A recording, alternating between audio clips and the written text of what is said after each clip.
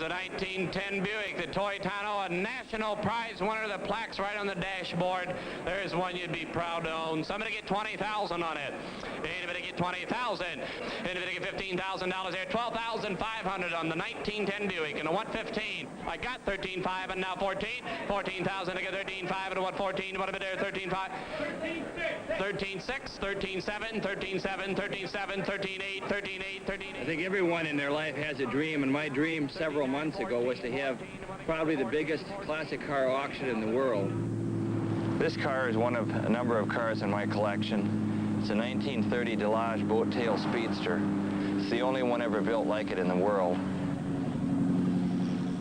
When I started in the hobby, you could find cars all over the country and in barns, and the favorite story was you go out and you find something that was worth quite a bit of money and you buy it for a few $100s. Now, those days are over.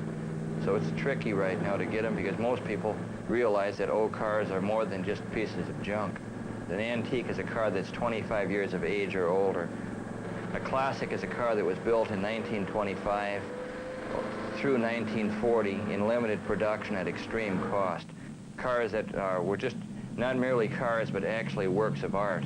Another definition that people would use now would be a milestone car. This would be a car that was high quality in manufacturing and that was built since World War II.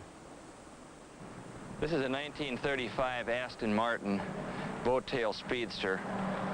In the early 30s, Aston's dream was to build a car that was high quality yet with sporting characteristics. In this car, they probably succeeded.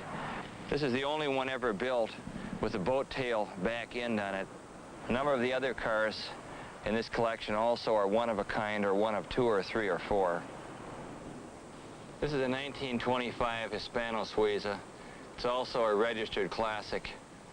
The car is extremely unusual in that it has mahogany deck and mahogany running board, and of course the Hispano running gear, which was considered by most probably the finest mechanically built car of the 20s and early 30s. Now when I started in it, I bought a number of cars that were really basket cases and built these cars literally from the ground up. A lot of the work I did myself and a lot of it I had done. And the way I learned restorations was interesting, and that was I just took them apart and I figured if I could take them apart, maybe I could put them back together again. You know, it's funny when you do that, though, you wind up with an extra box of bolts some way. Now the costs in the last 10 years have risen substantially in rebuilding these cars, so that now to do a total restoration, you're talking thousands and thousands of dollars, which everyone can't afford. The things that make classics outstanding are probably twofold. One is the engine, the other's body. So mechanically they were superior, body-wise they're superior. Custom coach builders did magnificent work.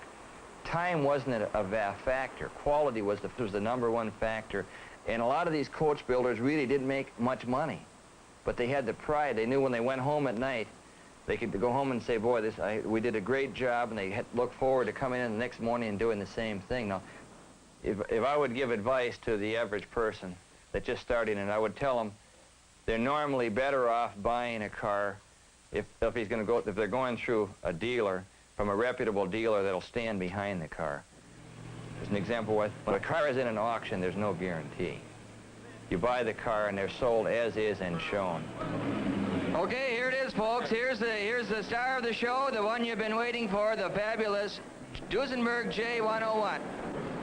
The opening bid is $100,000. I'm asking for $150,000. I have $100,000. Anybody get one? $125,000 on Wally Rink from Milwaukee, and I'm on $150,000. I got $125,000 and $150,000. I have $150,000 right there, and I'm on $175,000. Do you want to bid a $150,000? $175,000. I'm on $200,000. Do you want to buy it? Where else in the world can you ever find a car like that for that kind of money? I want to tell you, friends, right there is one of the best investments you'll ever make. Right there it is. Right there. $180,000 on Bud Ozier from Fort Wayne, and I'm asking for $190,000. I have $190,000. Thank you. Right here in the front row, and I want $200,000. Person that ever's owned that car has had people that tried to buy it constantly. It's that kind of a car. I got $190,000, but to get $200,000. Do you want to bid? $190,000, but to get $200,000. You want to bid? $190,000, but to get $200,000. You want to buy it? I got $190,000, but to get $200,000. You want to bid? Wally, but to get $200,000. Give me $195,000. Thank you, Leo. We'll take your money anytime.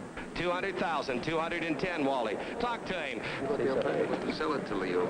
We're going to have a new world's record for a car, and Daniel just stepped over here and told me he has an anonymous bid of a man that he's known for a long time, and he's bid 204,000, 204, 205. Hey, they gonna buy that car? I sold the car right over there to New York City.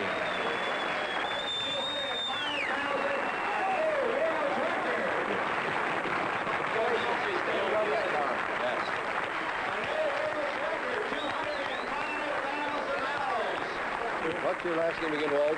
Spilsbury.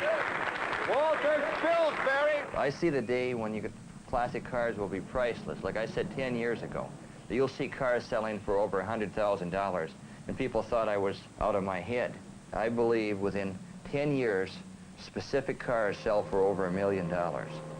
They're only worth maybe $200 in transportation, but as objects of art to be cherished and passed on from generations to generations, I think you're going to see that kind of price.